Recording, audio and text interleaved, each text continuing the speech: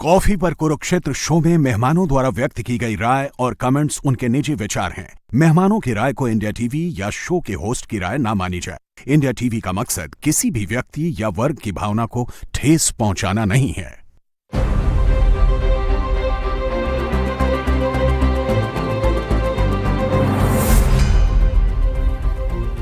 नमस्कार, बहुत बहुत स्वागत आप सभी का आपके प्रोग्राम कॉफी पर कुरुक्षेत्र में। मैं हूं सौरभ शर्मा, आपके साथ बातें खुलकर करते हैं, वो बताते हैं जो कोई और आपको नहीं बताता है।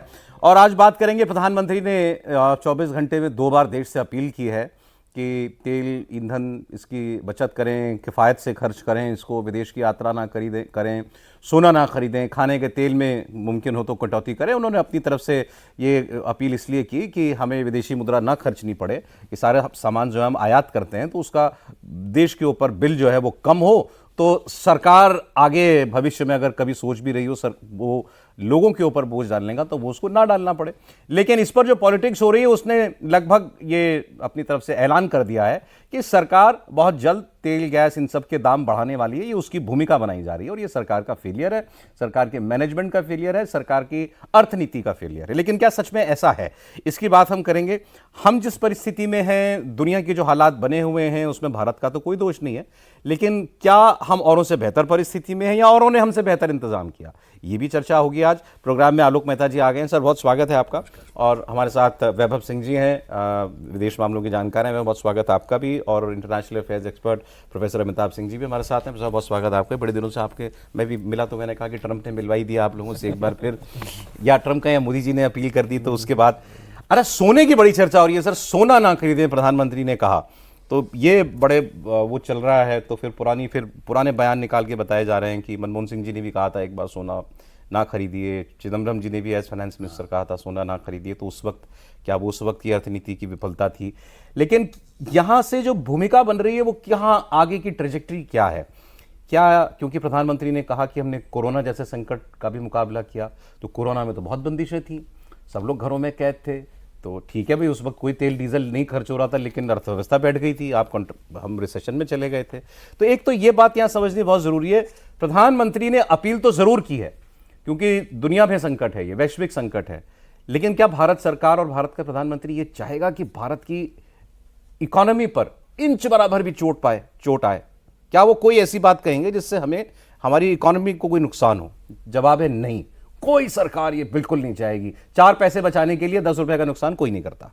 एक बात तो ये, फिर भी वो ये बात कह रहे हैं, तो क्यों कह रहे हैं? और क्या सरकार के मन में कुछ है तेल के दाम बढ़ाने वगैरह, गैस के दाम बढ़ाने वगैरह? तो आज पेट्रोलियम मंत्री हरदीप पुरी साहब ने एक बयान दिया है। सर, मैं वो एक बयान सुनाता हूं 1 मिनट का। उसमें वो जो प्राइम मिनिस्टर ने कहा वो बता रहे हैं कि हाँ, ये बात ठीक है। वो ये बता रहे हैं कि मेरे डिपार्टमेंट को, मतलब ऑयल इंडस्ट्री को, कितना नुकसान हो रहा है पर डे का, ये भी बता रहे हैं। वो ये भी बता रहे हैं दुनिया ने अपने लोगों पर क्या क्या बोझ डाला और हम कैसे उसको सह रहे हैं अभी तक। और फिर वो एक लाइन कहेंगे उसमें इंपॉर्टेंट, वो मैं आप उनको सुन लीजिए। मेरे ख्याल से वो उसका है, वो मुख्य बात थी, क्रक्स वो था। आप सुनिए हरदीप पुरी को। Supply side problems. Today, the country has more than enough stocks of crude oil, LNG and LPG. When this crisis began, there were some concerns, but we converted the challenge into an opportunity. We have ramped up our domestic production of LPG, which used to be 36,000 metric tons per day. We have now taken it up to 54,000 metric tons per day. All of you live in Delhi or you travel around the country. You must have seen there are no shortages anywhere. Some of my friends tried to say that, oh, some shortage is coming and therefore you should do some buying. That was also short-lived. Today I can tell you that this situation in the last 4 years, there has been no increase in prices. Today we are in a situation, we don't know how long the blockades or counter blockades in the Strait of Hormuz will continue, but I can tell you categorically that today we are in a situation where, unlike other countries in the world which have had to either face severe problems in terms of availability and supply, or where prices have gone up 50-60%, the Honorable Prime Minister's statement is very visionary. It looks to the future. There are certain activities which we can curtail. It's not that something is going to happen. That's all negative, panic-creating activity. I can tell you, as somebody who's more involved in this, I review the situation every day along with the CMDs of the oil sector for an hour and a half. My next meeting is at 2 o'clock with them. There is absolutely no cause for anxiety. उन्होंने कहा प्रधानमंत्री ने जो statement दिया है एक वो visionary statement है, भविष्य का सोच के एक सलाह है, एक अपील है। इसको उसके बाद उनके शब्द it's not like something is going to happen. इसका मतलब ये नहीं है कि कुछ होने ही जा रहा है, कि सरकार तुरंत दाम बढ़ाने जा रही है या कोई कर्ब्स लगाने जा रही है, प्रतिबंध लगाने जा रही है। तो उनका कहना यह है कि भाई समझदारी तो इसी में है ना, अगर कोई संकट का समय चल रहा हो और आपकी जेब में अभी तो पैसा है, आपको पता है कि भाई मैं अपना काम तो निकाल लूंगा, लेकिन दुनिया अगर आसपास परेशानी दिख रही है तो किफायत में रहने में क्या बुराई है? क्या इतना ही भर है जो सरकार और प्रधानमंत्री कह रहे हैं सर, या इससे ज्यादा? देखिए, जहाँ तक तेल और उसकी बात है, जैसा उन्होंने कहा, छोटे छोटे सिलेंडर जो प्राइवेटली लोग खरीदते थे, जो गरीब आदमी है, उसको उस समय कुछ दिनों के लिए ऐसा लगा ना कि पैनिक हुआ, छोटा कहीं ढाबा लगा रहा है, कहीं सड़क पर अपने ठेला लगा रहा है। लेकिन आप देखिए सब जगह कहीं कोई हाहाकार नहीं है। पैनिक अच्छा है कि आपने प्रोग्राम कर रहे हैं। कुछ जगह तो जवाब में यही कहा गया कि भाई पैनिक तो आप ही पैदा कर रहे हैं मीडिया वाले। मुझे लगता है कि भाई हम लोगों को कोई दोष देंगे, आप अच्छा कर रहे हैं, कम से कम एक गनीमत है। इसलिए मेरा ये मानना है कि आप यदि उसको प्रचारित कर दें कि देखिए आप सफाई रहना है, नहीं ऐसा है कि यदि सफाई नहीं हुई तो तुमको डिसमिस कर देंगे, आप उस तरह से जो इंटरप्रिटेशन करके जो किया जाता है, जो हमारे यहाँ का आप देखिए कि जो मूल्य बढ़ा है, उससे हमारे यहाँ की रिफाइनरीज और हमारे यहाँ के जो प्रोडक्शन वाले हैं उनका मुनाफा भी इस तरह से भारत की इकनॉमी की दृष्टि से मजबूत है, इसलिए इस भाव पर दे पा रहे हैं। मैं उनकी बात कर रहा हूँ, मेरी कुछ लोगों से बात हुई है जो इसमें इसको कह सकते हैं कि आप खोज में भी लगे रहते हैं कि कहाँ कहाँ और ऑयल मिल सकता है। कुछ बड़ी ऐसी कंपनियां हैं जिनको लोग नहीं ज़्यादा जानते, खाली एक ही जानते हैं कि इधर ही है, लेकिन इसके अलावा वो कंपनियां पहले से भी काम करती हैं। और अपोजिशन का पीछे, मैं अभी सोने पर बाद में यदि बात करेंगे, पहले मैं तेल की बात कहूँ, इसलिए कि देखिए वो उनका हमेशा एक वेस्टेड इंटरेस्ट रहा है कि बाहर से आता है, उसमें से हमारा कमीशन क्या है। मैं आपको बड़ा कड़वा सच बता रहा हूँ, होता ये था कांग्रेस रिजीम में कि भाई आइए, जो उससे वहाँ से जब खरीदा जाना है तो जब तय हो गया कि भाई इस कंपनी से लेंगे, दुबई वाले से लेंगे कि कुवैत वाले से लेंगे कि सऊदी अरब से लेंगे या अफ्रीका अफ्रीका से, तो उसका कमीशन जाते समय सौरभ से मिलाना। पता नहीं उस समय आपके पास आए कि नहीं आए, मेरे पास तो आया नहीं। मतलब मैं आपको बिल्कुल सीरियस बात, नाम नहीं लूँगा किसी का भी। तेल पे भी कमीशन लेते थे? तेल पे भी कमीशन लेते थे? तेल पर बहुत बड़े पैमाने पर। अच्छा। और यदि मैं साफ कह दूँ, मीडिया हाउस के मालिक एक, उनको कैसे जाता था, मैं वो भी जानता हूँ मंत्री कौन थे कांग्रेस में, लेकिन मैं यहाँ नहीं बोलूँगा क्योंकि वो अलग तरह की बात है, वो दुनिया में भी नहीं है।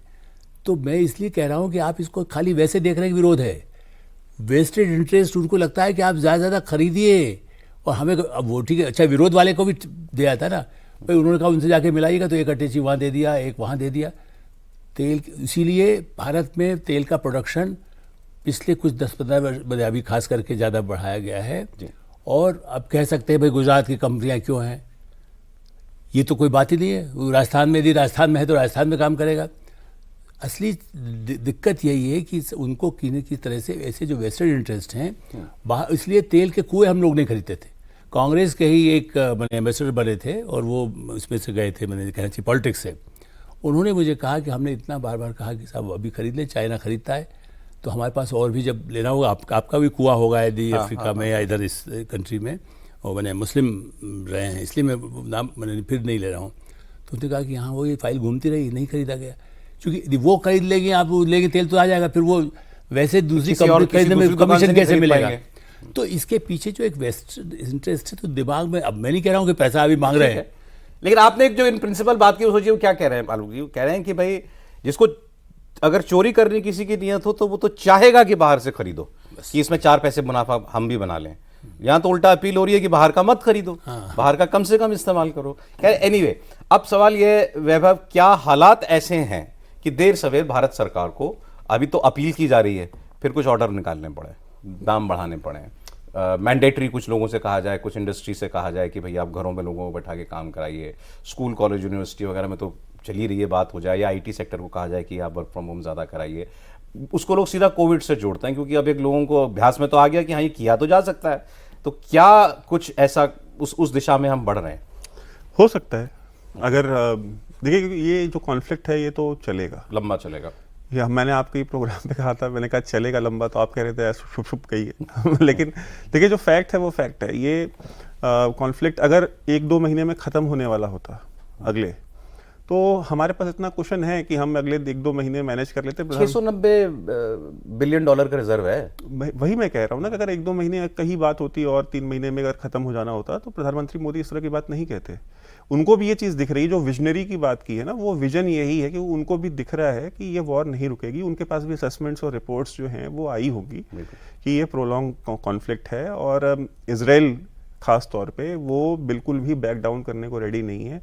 They want to finish the chapter. वो उनका ये है कि भाई ये ईरान वाला चैप्टर जो है हमें क्लोज करना ही करना है, बिना क्लोज किए जो है अब इसमें कुछ भी नहीं होगा। और क्लोज जो सबसे पहली जो कंडीशन है वो है कि पूरा यूरेनियम सरेंडर करें।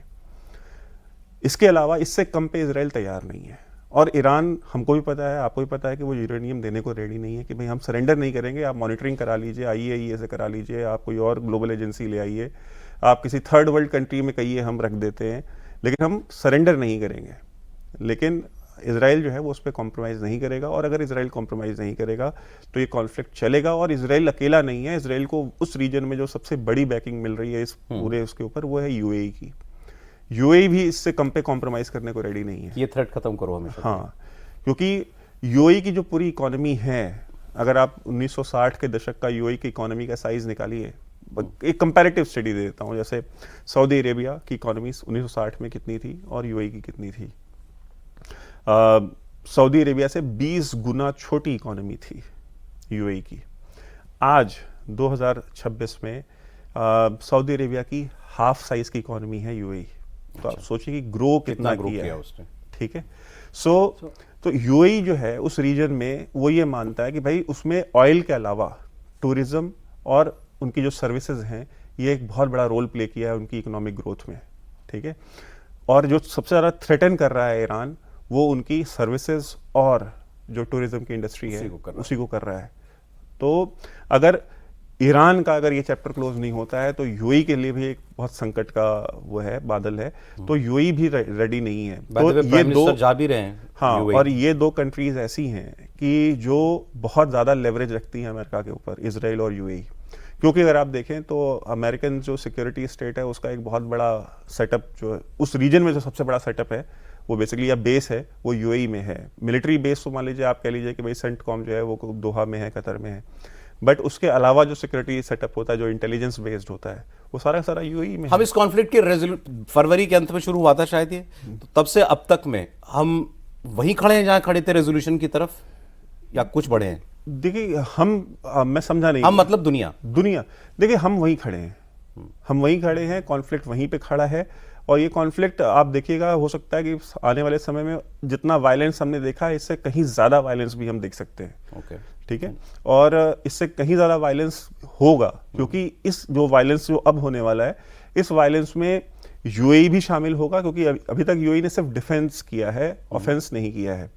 और आपको ये भी याद रखना चाहिए कि UAE की बहुत सारी टेरिटरी है, बहुत सारे आइलैंड्स हैं जिनको स्ट्रेट ऑफ हॉर्मूज पे ईरान ने कब्जा करके रखा हुआ है, जिसके ऊपर ईरान ने 1970s में 80s में कब्जा किया है। अरे पहले, हाँ 1970। तो वो भी उनका एक डिस्प्यूट है, और वो बहुत स्ट्रेटेजिक पॉइंट्स हैं जहां पे ईरान ने कब्जा किया हुआ है। सो ये मतलब ईरान को झुकाने में जो पावर्स दैट में भी उनके जो इंटरेस्ट हैं वो बहुत बहुत बड़े हैं, और वो अमेरिका को वो भी मजबूर कर रहे हैं इस कॉन्फ्लिक्ट को पूरी तरह मतलब एक एंड पर ले जाने के लिए। मेरा थोड़ा सा सवाल है, आप मुझे बताइए कि UAE ऐसी कंट्रीज के पास ट्रिलियंस ऑफ डॉलर्स के सॉवरेन फंड है इन्वेस्टमेंट के लिए, जो दुनिया भर में इन्वेस्ट करते हैं।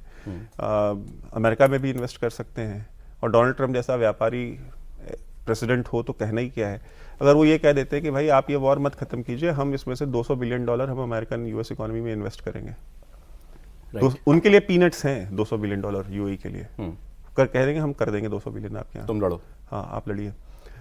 प्रेसिडेंट डोनाल्ड ट्रंप नहीं, बराक ओबामा भी होते ना, तो वो भी मदर ऑफ ऑल मॉम्स गिरा दे। और आपने कहा कि प्राइम मिनिस्टर अगर ये बात कह रहे हैं, देश से कह रहे हैं, तो उनको ये दिख रहा है कि अभी ये लंबा चलने वाला और शेख जायद यूएई के जो शेख है वो सितंबर में आए भी थे, पिछले साल नवंबर में यहाँ भारत 6 घंटे के लिए 6 घंटे के लिए आए थे। और अभी एक हफ्ते पहले अजीत डोवल साहब भी जो है वो होके आए हैं अकेले मीटिंग करके। तो बहुत सारी अंडरस्टैंडिंग वहां से भी आई है कि भाई ये कॉन्फ्लिक्ट के बारे में कि भाई ये हम chapter we stand with Israel और हम ये कॉन्फ्लिक्ट करेंगे। ठीक है, तो अब उनसे समझ जो सेंस मिली वो ये है कि भाई लंबी चलेगी लड़ाई और ये देश की सरकार को ये दिख रहा है, इसीलिए ये अपील। अब सर जो लोगों की मतलब की बात है, मतलब जो हमको सुन रहे होंगे भारतीय, कि अगर अभी तक मैनेज किया आगे भी कर लो। जैसा मैं बता रहा था, $690 बिलियन का फॉरेक्स रिजर्व आपके पास है, रफली 8-9 महीने के आपके इंपोर्ट बिल का ख्याल उसमें रख लिया गया है। इतना तो हमारे आपके पास अभी है, ऑलरेडी है। तो भाई जो राहुल गांधी कह रहे हैं, अखिलेश यादव कह रहे हैं या और पार्टियां कह रही हैं कि चुनाव से पहले आपने नहीं बताया, चुनाव के बाद आपने तुरंत बता दिया, भाई तो इसका मतलब ये कि आप चुनाव से पहले और 1 महीना पहले लोगों के ऊपर बोझ डाल देना चाहिए था, ये भी सवाल पूछा जा सकता है। लेकिन अगर अभी तक नहीं डाला तो कुछ समय और सरकार देख ले इसको, मतलब पास ऑन ना करे, जो भी कॉस्ट पड़ रही है सरकार अभी तक एब्जॉर्ब करती आई है, करे। देखिए ऑयल के दाम बहुत बढ़े हैं, इसीलिए किसी भी सरकार के लिए बियॉन्ड अ पॉइंट उसको रोकना बड़ा मुश्किल है। 2022 में बढ़ा था, जिसका जिक्र कर भी रहे थे मंत्री जी, ऑयल पेट्रोलियम मिनिस्ट्री कर रही थी। उसका सबसे इंपॉर्टेंट पार्ट ये था कि 2022 में जब $62 पे तेल था, तब हम 95 रुपये दिल्ली में तेल खरीद रहे थे। उसको कुछ घटाया भी गया था, 3 या 4 रुपये घटाया गया था बीच में, लेकिन उसके बाद वो स्टैटिक है। लेकिन अभी जो हम इस समय देख रहे हैं वो है कि हमारा जो उस और 62 से लेकर अब 113 हमारा ऑयल बास्केट है, तो उस $50 की जो वृद्धि हुई है उसको हमने कुशन किया है, क्योंकि ऑयल मार्केटिंग कंपनी ओएमसी ने बहुत मुनाफा किया था, जिसको हम कुशन करने की स्थिति में थे। पिछले ही साल जानकार बताते हैं और न्यूज़पेपर रिपोर्ट्स भी है, 76,000 करोड़ का ये तीनों ऑयल मार्केटिंग कंपनी जो है सरकारी, उनको फायदा हुआ था। तो यानी उन्होंने मुनाफा किया था, उसी मुनाफे के बिला पर अब तक हम उसको खींच के यहाँ तक 3 महीने तक, जब से युद्ध शुरू हुआ है, उसको ला पाए हैं। लेकिन ये आगे बहुत दिनों तक नहीं जा पाएगा। जैसा मंत्री जी कह भी रहे थे कि 1,000-1,200 डेली का करोड़ का घाटा हो रहा है, तो कोई भी इकोनॉमी, कोई भी ऑयल मार्केटिंग कंपनी जो मुनाफे के लिए भी अगर बनी हो तो वो एब्जॉर्ब नहीं कर पाएगी बियॉन्ड अ पॉइंट। एक्साइज को ऑलरेडी मार्च में उन्होंने 12 रुपये करीब घटा दिया था, तो उससे भी ऑयल मार्केटिंग कंपनी को थोड़ा कुशन करने का फायदा हुआ था। लेकिन अब वो स्थिति आ गई है कि अगले मैं तो ये मान के चल रहा हूँ कि 15 दिन से 1 महीने के बीच ये ऑयल के प्राइस बढ़ेंगे। कितना बढ़ेगा, क्वांटम कितना होगा, क्या होगा, ये तो बढ़ेंगे, क्योंकि सरकार भी वो एक्साइज कम करने की स्थिति में नहीं है। और 2 कंपोनेंट होता है जब आप तेल खरीदते हैं, उसका क्यों नहीं है? मतलब आपने खुद ही बोला, जब $60-65 पर था तेल अंतर्राष्ट्रीय बाजार में, तो आप 90-95 पे भारत में रुपए में बेच रहे थे। आज वो वही 90-95 है। तो भाई आपने उस समय कमाया भी तो है ना, ये लोग कहते हैं ऑयल कंपनियों ने कमाया भी है, तो आप कुछ महीने का 2022-23 में ऑयल मार्केटिंग कंपनीज ने 60,000 करोड़ का मुनाफा किया था। ठीक है, 2023-24 में उन्होंने करीब 40,000 का, 35 से 40,000 करोड़ का मुनाफा किया था। 2025-26 में 76,000 करोड़ का मुनाफा बताया जा रहा है। ऑफिशियल स्टेटमेंट नहीं है, मैंने आज न्यूज़पेपर में कहीं पढ़ा। तो आप उनको अगर मिला भी लें तो 1,46,000 करोड़ के लगभग मुनाफा था। अब ये बता रहे हैं कि पिछले 3 महीने में करीब 70 से 80,000 करोड़ हम स्पेंड कर चुके हैं। कुछ लोग ऑलरेडी डेफिसिट हो चुका है। तो वो डेफिसिट और वो जो प्राइस था उसको हम कर्टेल करके रख सकते थे, अपनी आवश्यकताओं को उसको पूर्ति कर रहे थे, वो कुशन भी बना हुआ था।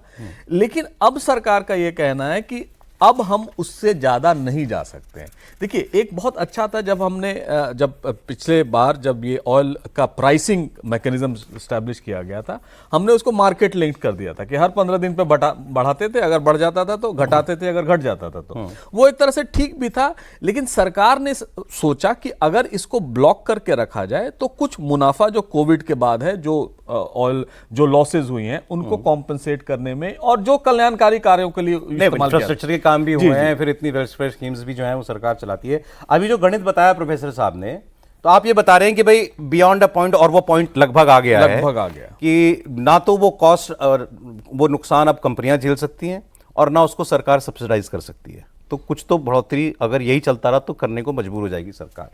अगर उसकी रोशनी में जो प्रधानमंत्री कह रहे हैं उसको देखें तो फिर तो वो और ज्यादा मेरी समझ से जो है वो एक जेन्युइन बात है कि वो ये कह रहे हैं कि आप अपने आप ही कुछ किफायत कर लो, कुछ अपने आप ही कुछ किफायत कर लो, जहां जहां बचत कर सकते हो वहां बचत कर लो ताकि इसकी नौबत ना आए।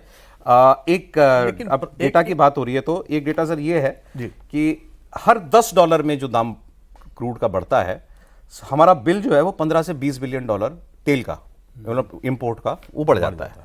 और रफली पिछले साल जो पूरा 2025 गया उसका जो एवरेज क्रूड का प्राइस है वो 75 से $80 के बीच है, जो इस वक्त करीब $100 चल रहा है। 95 से $100 एवरेज जब से इस साल का अब तक चल रहा है तो वो चल रहा है। सो ऑलरेडी आप इस गणित के हिसाब से देखें तो हमें 15 से 20 बिलियन डॉलर तो ऑलरेडी आप खर्च एक्स्ट्रा आपने कर दिया है। अब और इसके ऊपर जाएगा तेल तो वो और बात है। अब रही बात, आप कुछ कह रहे थे फिर मैं पॉइंट मैं ये कह रहा था कि प्रधानमंत्री ने इंगित किया सिर्फ तेल के लिए नहीं, उन्होंने कहा कि जो विदेशी मुद्रा भंडार है हमारा वो कम होता जा रहा है और उसमें तेल का एक बहुत बड़ा कंपोनेंट है, सोना भी है, एडिबल ऑयल है। तो ये सारी चीजों करके हुआ क्या है कि कोविड के बाद और खासकर 23-24 के बीच ये जो हमारा फॉरेन डायरेक्ट इन्वेस्टमेंट था वो कम होता गया, यानी कैपिटल अकाउंट डेफिसिट जो हम बाहर से माल खरीदते हैं वो ज्यादा था, फॉरेन कम था। फॉरेन पोर्टफोलियो इन्वेस्टमेंट या एफडीआई जो थे जिनको कैपिटल अकाउंट सरप्लस कहा जाता है वो ज्यादा था। तो इन्वेस्टमेंट ज्यादा आ रहे थे, हम खरीद उस हिसाब से कम कर रहे थे, तो हमारा वो बैलेंस बनता जाता। अब क्या हुआ है, खासकर ट्रंप के टैरिफ रिजीम के बाद वो जो इन्वेस्टमेंट आता था, जो पैसे आते थे वो अब कम होने लगे हैं, खर्च हमारा बढ़ने लगा, यानी हम उनसे ज्यादा तेल खरीद रहे हैं, सोना खरीद रहे हैं तो वो खर्च बढ़ने लगा है। तो ये बैलेंस जो अब तक हमने कॉर्पस बनाया था वो भी घटता जा रहा है। तो कहीं ऐसी स्थिति ना आ जाए, अभी तो कॉर्पस काफी है, काफी दिन चला लेंगे, कहीं ऐसी ना स्थिति आ जाए जो चंद्रशेखर जी के जमाने में थी 91 के, हमने गोल्ड को ये करना पड़ा था, गिरवी रखना पड़ा था, उसके चलते वहां से तो खैर बहुत हाँ, मैं कहने का मतलब है अगर वो स्थिति आती है तो, हालांकि हम उससे बहुत कोसों दूर हैं, लेकिन वो भी डर है जो इंडियन इकोनॉमी को है। और जैसा प्रधानमंत्री ने कहा, इंदिरा जी ने भी 67 में यही कहा था कि आप गोल्ड खरीदना बंद कीजिए। मनमोहन सिंह जी ने भी यही कहा था। 70 के दशक में आपको तो सर याद होगा कि इंदिरा जी ने अपने गहने जो है वो गिरवी रखवाए थे, क्योंकि वो उस समय तेल के दाम बढ़े थे, बग्गी से जाती थी वो, हालांकि वो ऑप्टिक्स उसका ज्यादा था। तो ये सारी चीजें की गई हैं क्योंकि 70 के दशक में 300% जो हमारे टॉप 4 खर्चे हैं, तेल है 135 बिलियन, ठीक है। अब जो सरकार मेजर्स कह रही है अगर आप करें तो इसमें कुछ आप कटौती कर सकते हैं। दूसरा नंबर पर गोल्ड है, सोना, $72 बिलियन का सालाना आप इंपोर्ट करते हो। फिर खाने का तेल है $19 बिलियन, ठीक है, उसमें शायद बहुत लोग विलिंगली कटौती नहीं कर पाएंगे। फर्टिलाइजर है $18 बिलियन, एक दिन में आप ऑर्गेनिक खेती पे भी नहीं चले जाओगे। तो इसमें दिखता केवल सोना, जो आप चाहो तो बचा सकते हो, ये $72 बिलियन पर डे। लेकिन एक्चुअली जो इसका ये आंकड़े यकीन ना कर पाने वाले भी हो सकते हैं। किसी सीनियर जर्नलिस्ट ने दिया है, भारत के अंदर 830 लाख करोड़ रुपए का सोना लॉकरों में पड़ा है। 830 लाख करोड़ का मतलब 50,000 टन सोना जो है वो हम लोगों ने रखा हुआ है। And it is a dead investment सब कहते हैं, और ये बिल्कुल सही है।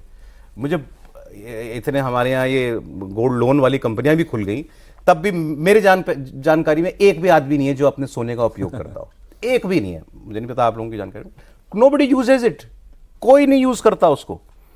वो एक पुष्ट से दूसरी पुष्ट, दूसरी नस्ल से तीसरी नस्ल पास ऑन होता जाता है। माएँ हमारी जो है उसको अपने शादियों में चढ़ाती जाती हैं, वो ट्रैवल करता जाता है, वो सोना कभी इस्तेमाल नहीं होता, और हम उसको इंपोर्ट किए जा रहे हैं। सर है कोई रास्ता कि लोग ये करना बंद कर दें या कम कर दें? देखिए, ज्वेलरी का उद्योग ही सबसे बड़ा है, 1 करोड़ लोग उसमें लगे हुए हैं। हाँ। इसीलिए उन लोगों ने कहा ना हाहाकार पहले स्टेटमेंट में, वो धरने में बैठ गए। लेकिन आप ही बताइए कि क्या जैसे नोटबंदी हुआ था, ऐसा एक उस समय मैं इसलिए आपको ध्यान दिलाऊंगा, यूपी से पता नहीं आपके पास से आए, मेरे पास तो फ़ोन भी आए, कुछ रिलेटिव्स के आए, मतलब कि क्या ऐसा हो रहा है कि सरकार ये कर रही है, सोने पर भी आपके लॉकर से कब्जा हो जाएगा।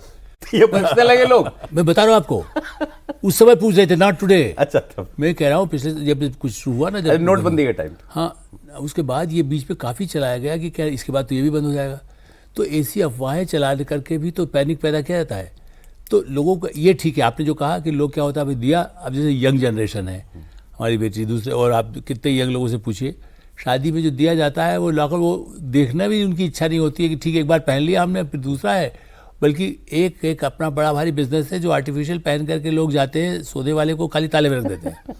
सही कह अच्छे रहे हैं। बड़े यही होता अपर है, मिडिल क्लास में भी practically ऐसा यही है, होता है। मुझे नहीं, मैंने महिलाओं ने नहीं नहीं होता, बताया। ठीक कह रहे तो हैं। ऐसी स्थिति में ये कहना कि इससे कम होगा, प्राइम मिनिस्टर जब ऐसी कोई अपील करते हैं, और इन्होंने जैसे ठीक कहा, यदि इंदिरा गांधी ने कहा था, यदि चिदम्बरम ने कहा था, मनमोहन सिंह सरकार का, मुझे नहीं, चिदम्बरम का तो कोर्ट है। मनमोहन जी ने पार्लियामेंट में कहा था बिल्कुल। कि अपना एपेटाइट सोने का खरीदने का कम करे देश। तो सोने को लेकर के पहले भी जब फॉरेन एक्सचेंज की जरूरत होती है, लेकिन आज मैं अमिताभ कांत का, यदि आपने देखा हो, अमिताभ कांत सीईओ और काफ़ी समय से सेक्रेटरी भी रहे गवर्नमेंट ऑफ इंडिया, ऐसा नहीं, अब तो वो रिटायर भी, ये नहीं कह सकते कि सरकार के अभी नौकरी। उनका ये कहना है कि फॉरेन एक्सचेंज के भंडार में कमी नहीं आ पाएगी। वैसे आप कह रहे हैं, लेकिन उनका भी चूंकि अपनी बहुत इस तरह के जो इकोनॉमिक लोग हैं जो इस चीज़ को समझते हैं कि हमारे फॉरेन एक्सचेंज में नहीं, लेकिन हाँ जैसे प्रिकॉशन आप कहते हैं ना, भाई आप जाइए छाता रखिएगा, यदि अब कभी रात को फोन आ जाए तो आप निकलेंगे तो आप ऐसा ड्रेस खराब हो जाएगी, आपको छाता रखना चाहिए। तो आप प्राइम मिनिस्टर यदि कोई ऐसी बात कहते हैं जिसको लोग, ऐसा लीडर नहीं होते ना दुनिया में जो ये कहे कि हमने कहा, आप बताइए दुनिया के डेमोक्रेटिक कंट्रीज़ में ऐसी अपील करने वाले कि भाई तुम कोविड पीरियड तो आप कह दीजिए कि ये बजाएंगे, थाली बजाएंगे, और ये किया वो किया। स्वच्छता अभियान कितने बड़े पैमाने पर लोगों ने स्वीकार किया, उसमें तो कुछ नहीं था, इस पर भी सिलेंडर खर्चा की सब्सिडी छोड़ी। तो सोने वाले में भी एक महिला उनकी, आप लोग कहते हैं महिलाओं के बल वोट मिला, आप हम लोग कितने, बंगाल का चुनाव, कहीं का चुनाव हुआ, महिलाओं ने सब वोट दिया। महिलाओं के मन में एक इमोशन होता है, ठीक है यार अभी नहीं लिए गए कोई बात नहीं, वरना होता क्या था, भाई बहू के लिए ले लो, एक बनवा लो, ये कर दो, रख दो, ये अच्छा, इसका दाम बढ़ने से लोग पहले बीच में लोग खरीद रहे, अब तो 1-1.5 लाख हो रहा है। तो ऐसी स्थिति में वो ज़्यादा खरीद के कि कल ये काम आएगा, आज से 20 साल बाद बेटी के काम आएगा, वो रखना होगा, ये जो साइकोलॉजी है, इसलिए एक मैसेज को। लेकिन दूसरी तरफ क्या है, मैं फिर से कहूँगा वेस्टर्न इंटरेस्ट जो विरोध करने वाले हैं, मैंने आप राहुल गांधी, देखिए उसी तरह से जो स्मगलिंग वाली है, नोटबंदी में जो असर हुआ था पॉलिटिकल पार्टीज़ के लिए, चूँकि उसके जरिए ही बड़े पैमाने डायमंड और गोल्ड ही ब्लैक मनी के रूप में नेताओं को, पार्टियों को मिलता है, जो पुरानी पार्टियों को, मैं नए का तो मुझे नहीं मालूम क्या कैसे करते होंगे, लेकिन ये है कि उसमें वो बाकायदा कहते थे कि भाई ये इतना गोल्ड, मतलब दूरदर्शन में प्रोग्राम देने के लिए सोने के बिस्किट और वो चलता था। इससे मैं तो उदाहरण आपको बता रहा हूँ। तो ऐसी स्थिति में ये होता यही है कि आप यदि उसमें जो अफसर हैं, दूसरे लोग हैं, तो उसमें जो आप दूसरा पहलू है जो आपने बताया। लेकिन आपको लगता है जो उसने कहा कि सरकार आपको देर से देर अब दाम बढ़ाने पड़ेंगे तेल गैस के? देखिए मैं तो यही कह रहा हूँ, गैस पे तो कुछ बढ़ाए भी पीछे कि थोड़ा समय जैसे सबको असर होता है, जो हम लोग शहरों में रहते हैं, आप देखिए कि जो छोटी जगह पर रहता है, स्कूटर से वहाँ गया यहाँ गया, उतना ज़्यादा पैनिक नहीं होता। अब आंदोलन खड़ा करने के लिए कांग्रेस पार्टी जहाँ जहाँ कोई, अब समाजवादी पार्टी चुनाव आएगा उस समय कहीं देखिए बढ़ गया, तो एक परसेप्शन जरूर बनता है, और इसीलिए अपोजिशन उसका उपयोग करती है। जो राजनीति कर रहे हो ठीक है, लेकिन आप ऐसे किसी संकट ही मैं मानता हूँ, आफ्टर ऑल दुनिया में जो सब क्राइसिस जहाँ की, अब बड़ा आसानी से कहते हैं ना, अरे भाई वो अभी आप जैसे कहा कि अल्टीमेटली भाई वो तो बम ही गिरा देगा। आप बताइए किस तरह से चेरनोबिल के, उसको जिसने देखा होगा उसकी फ़ोटो भी, कभी सोचेगा कि आप परमाणु बम गिरा दें? भारत में से लोग भले जाओ पाकिस्तान को मिला दो परमाणु बम। सर लेकिन वो तो लड़ाई कर चुका ना, वो तो पॉज आया, अब वो तो लड़ाई कर ही रहे थे ये लोग तो। इसीलिए तो वो कंटिन्यू कर रहा है। ऐसी स्थिति में बहुत ज़्यादा बढ़ने से इतना असर नहीं, लेकिन हाँ एकदम आप कर दे, मेरा खाली कहना ये है कि नोटबंदी की तरह यदि प्रतिबंध कर दें कि आपको 20 लीटर ज़्यादा नहीं मिलेगा, आपको फलाना करेगा, असली समस्या वहाँ पैदा होगी। वो हालात तो हमारे यहाँ खैर नहीं आएगी, नहीं बने। एक थोड़े और गैस की बिल्कुल नहीं आएगी। एलपीजी की राशनिंग थोड़े दिनों हमारे यहाँ हुई थी, फिर तो बाद में वो भी ईज आउट हो गया। इसी पर आपको एक डेटा देता हूं मैं कि हम कहाँ खड़े हैं और दुनिया कहाँ खड़ी है। इंटरनेशनल एनर्जी एजेंसी का एक energy crisis policy response tracker है, ये 82 इकोनॉमीज को ये ट्रैक करता है। अभी इस पीरियड में जो इसकी फाइंडिंग्स आई हैं वो आपको बता रहा हूं। दुनिया के 25 देश ऐसे हैं जिन्होंने ट्रांसपोर्ट रिलेटेड प्रतिबंध लगाए हैं, फ्यूल की राशनिंग की है कि इतना लीटर मिलेगा बाइक को, इतना लीटर मिलेगा गाड़ी को। इसके अलावा स्पीड लिमिट लगा दी है गाड़ियों की। उनके लोग मान लेते हैं, हमारे लोग कोई बोर्ड भी लगा देगा नहीं मानेगा कि भाई इससे तेज नहीं चलेगी गाड़ी आपकी। एसी का टेम्परेचर कितना आप रखेंगे ये सरकार बता रही है कि आपको 25 डिग्री पे रखना है कि 30 डिग्री पे रखना है, आपको 18 डिग्री पे नहीं रखना है। तो 14 देश ऐसे हैं जिन्होंने वर्क फ्रॉम होम मैंडेटरी कर दिया है। 8 देश ऐसे हैं जो मैं बता रहा था जिन्होंने एसी का टेम्परेचर जो है उसकी लिमिट्स बताई हैं। 6 ऐसे देश हैं जिन्होंने स्कूल और यूनिवर्सिटीज पूरी तरीके से बंद ही कर दिए हैं फॉर द टाइम भी, मतलब वर्क फ्रॉम होम भी नहीं, होम एजुकेशन भी नहीं, उसको बंद ही कर दिया है। हमारे यहाँ तो इसमें से ऐसा कुछ भी नहीं हुआ है अभी तक, जो बात मैं आपसे पहले कह रहा था। एक लाइन जोड़ दे, ब्रिटेन जैसे देश में आप चेक करिएगा, वहाँ पर अचानक, चूंकि जो ठंडे मुल्क हैं वहाँ पर सबसे बड़ी समस्या होती है कि आपको अपना गर्म रखना चाहिए है, होती है। तो उसके लिए जो एकदम रेट बढ़ा है, तो जो कॉमन आदमी है, हमारे यहाँ उतना आकार नहीं है जितना ब्रिटेन जैसे देश में भी उसका असर पड़ रहा है और देशों में। और जो आपने कटौती कहा ना, कई जगह ये कर दिया, या जैसे अभी जो कहा गया घर से काम करिए, ऑस्ट्रेलिया में तो 4 दिन काम करता है, तो हमारे यहाँ क्यों नहीं कर सकता है? ये ठीक है, ऑस्ट्रेलिया के अलग है, वहाँ के लोगों की साइकोलॉजी अलग है।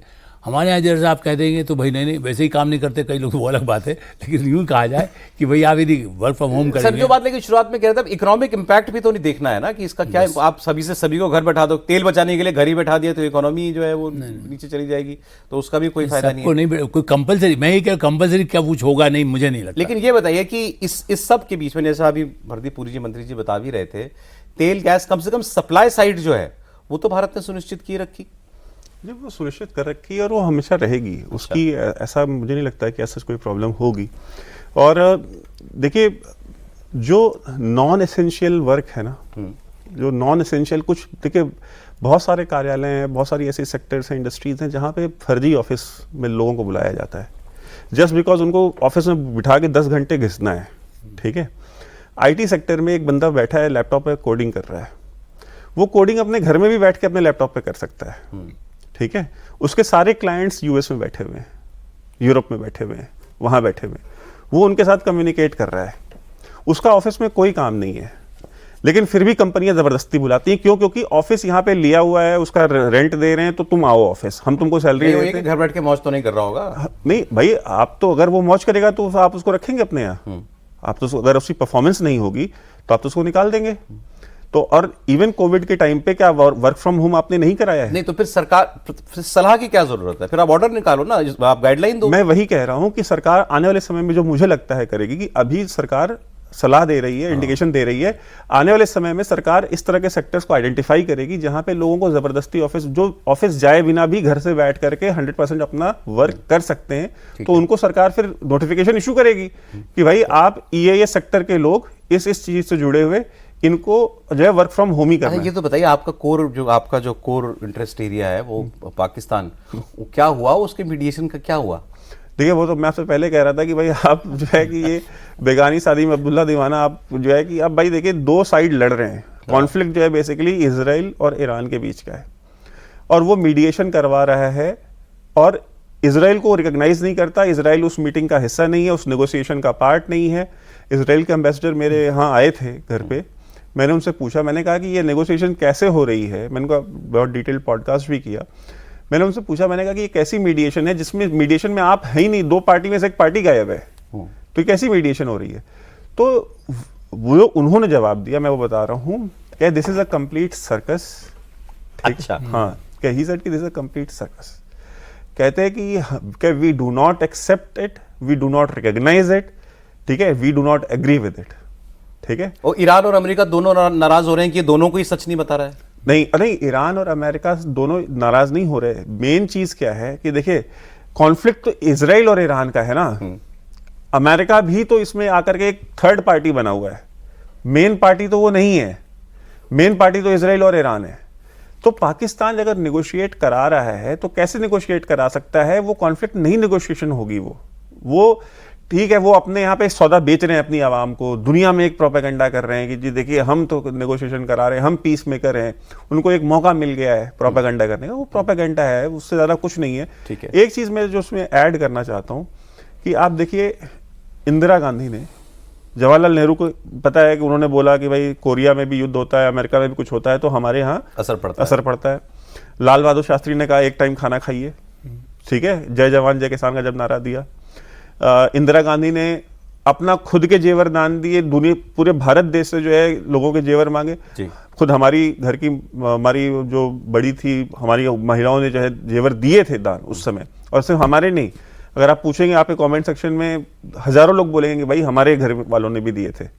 तो ये कोई ऐसी पहली बार नहीं है। अभी भारतीय जनता वो पार्टी तो के ठीक बात है। ये भारतीय जनता पार्टी के जो एक सांसद हैं मनोज तिवारी जी, जब न्यूक्लियर टेस्ट किया था वाजपेयी जी ने, तो उन्होंने गाना बनाया था ऑन प्राइसेस ऑफ अनियन, प्याज के दाम इतने बढ़ गए थे, उसके ऊपर गाना बनाया था उन्होंने, बहुत सुपरहिट गाना था वो। ठीक है प्रोफेसर साहब, समय कम रह गया, सॉरी, मैं शॉर्ट कमेंट आपका चाहता हूँ। देखिए है तो झगड़ा, हेलो, दुनिया पे इम्पैक्ट तो स्ट्रेट ऑफ हॉर्मुज का है। ऐसा कुछ नहीं हो सकता कि ये लड़ता है आपस में, मारकर जो करनी है करते रहे, यार उसको खोल दो। नहीं देखिए, अब क्या है ना, ईरान को एक अच्छा न्यूक्लियर बॉम्ब मिल गया है, वो स्ट्रेट ऑफ हॉर्मुज। अब वो जब भी पंगा होगा इस रीजन में, वो उसको बंद कर देगा और वो ब्लैकमेल करेगा दुनिया को, जो इस समय अभी कर रहा है। ठीक है। और इजराइल को जब भी लगेगा ईरान अपनी हद से बाहर बढ़ रहा है, तो जैसे लेबनान में करता था, जैसे गाजा में करता था, वो वहां करता रहेगा और ये काफी दिनों तक चलेगा। अब ऑल्टरनेटिव रूट निकालना होगा तेल का, गैस का, तो अब आप इस ब्लैकमेल के लिए तैयार रहिए कि ऐसा होता रहेगा। वो तो ये तो ऐसे हो गया जैसे वैभव और मेरी लड़ाई है और एक दूसरे को पंच मारने की वजह मैं इनकी गर्दन पकड़ लूं, ये इनकी गर्दन पकड़ लूं। या सड़क पे एक बीच में गाड़ी खड़ी कर दीजिए कि नहीं जाने देंगे। एक चीज मैं आपको बता दूं, देखिए उस रीजन की अगर आप हिस्ट्री पढ़ेंगे ना, 1400 साल से वहां पे यही चल रहा है। अब 14 महीने भी हम लोग नहीं झेल सकते, इसको प्लीज बंद कराएं किसी तरीके से। बहुत शुक्रिया सर, आप प्रोग्राम में आए आज, आलोक जी, वैभव, बहुत शुक्रिया, प्रोफेसर बहुत धन्यवाद आपका।